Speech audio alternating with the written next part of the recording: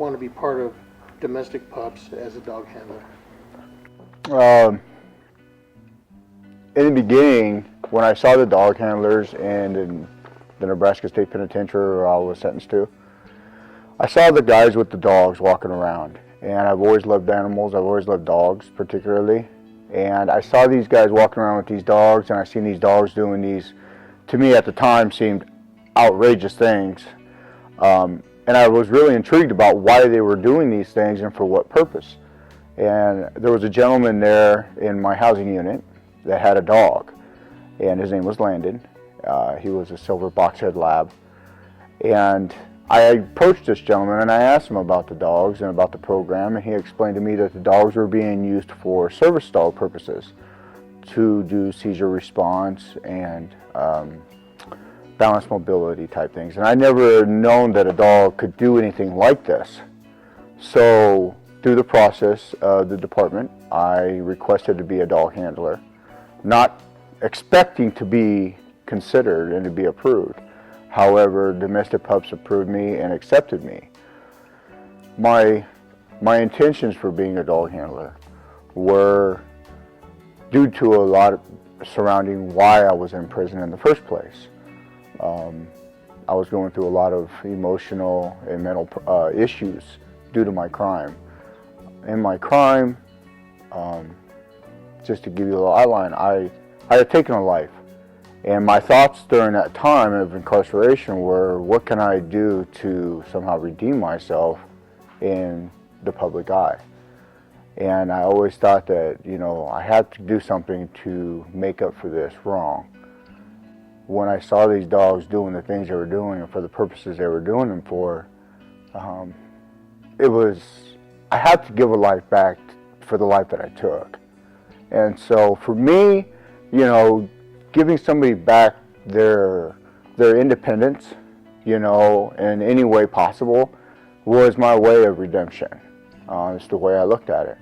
So to see these dogs doing these things for these people, and to help these disabled people particularly, was my way of looking back at what I had done and what I can do for someone else at no cost.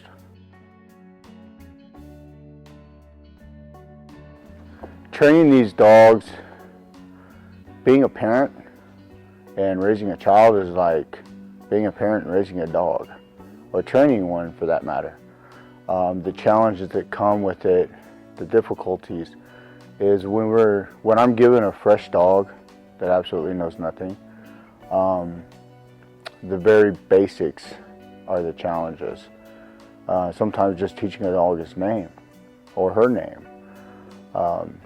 The rewarding aspect, though, is once that dog learns that one command, and then going from that one command and building on that, as I've been taught, as a building block, you know, from just the sit command all the way up to, you know, saving somebody's life in an immediate seizure. And looking back at all of the different aspects that I had to go through with this dog to get that dog to that very point.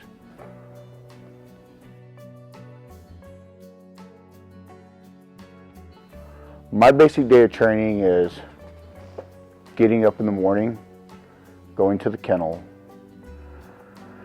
expecting my dog to behave as he or she should before I even open up that kennel door.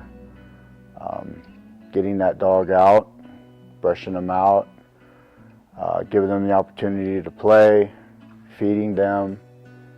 My basic training throughout the day from that point is taking them to my cell inside of the department. Starting from the minute we hit the door, up the stairwell, down the hallway to the cell door. You know, that dog from that moment on is taught every different command imaginable for a person who is disabled. Whether it's to switch, whether it's to sit, whether it's to wait, whatever it may be, whatever command that dog is being required to understand and know. All the way until the end of the day when that dog goes back into its kennel, and you know, I get ready to start the day all over again. unless the dog stays with my cell. Can the dog stay with you? Yeah, sometimes they can. Good, good. How has being a domestic pup day handler impacted you? Ooh.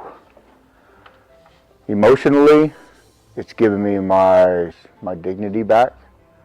I say it time and time again, the dog teach me more than I teach them. That dog relies on me for everything and anything from morning till night. So it's taught me responsibility, self-respect, independence of my own self. Just like I teach that dog to give that person, that recipient back at their independence, that dog has given me mine as well. It's helped me to put that one step forward each and every day. It's really taught me to grow up. The dogs have taught me to grow up, to be able to look to someone else for help when I used to be so self-reliant on myself, no matter what the cost. When I'm, emotionally upset, when I'm having a bad day, my dog's right there to be able to comfort me just as much as I'm there to comfort it. So these dogs have helped me to grow from the person that I used to be to the person I am today. What have you learned about yourself being part of this program? I learned that I need a dog in my life. That is one. I've learned that it feels so much better to give back to somebody without expecting anything in return than to constantly be taken and taken and taken in life like I had been before. To see these dogs that have been trained to go to the recipients and to see the smiles on these children's faces. My youngest recipient was 6 years old, and I had a daughter. I have a daughter that was just roughly her age. But to see that little girl smile was like seeing my own little girl smile. To know that this dog is going to go to her and it's going to do tremendous things for her. The selflessness that it has taught me to give back and not to ask for anything in return. What would you say to other inmates who are considering getting involved with a program like this? I would say,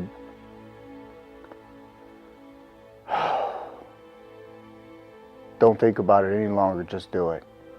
Get involved, stay involved, make that big leap, and put everything that you have into the program, because what you put into it, you will definitely get back tenfold.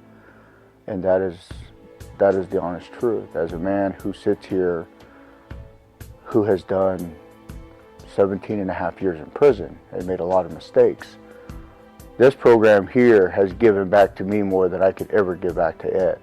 And it still gives back to me today.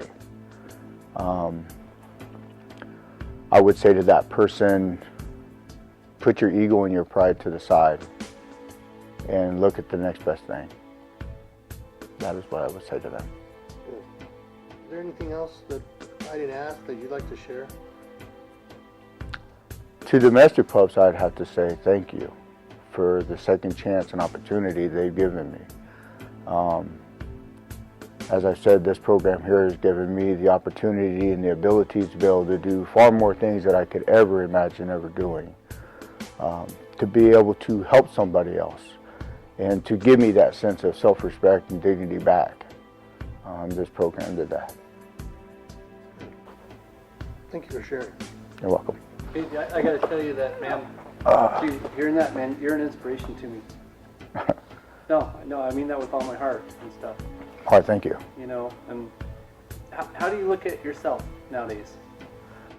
I'm actually able to look at a man or a woman in the eye today and with emotion, be able to share how it is that I'm feeling or what it is that, they're going through.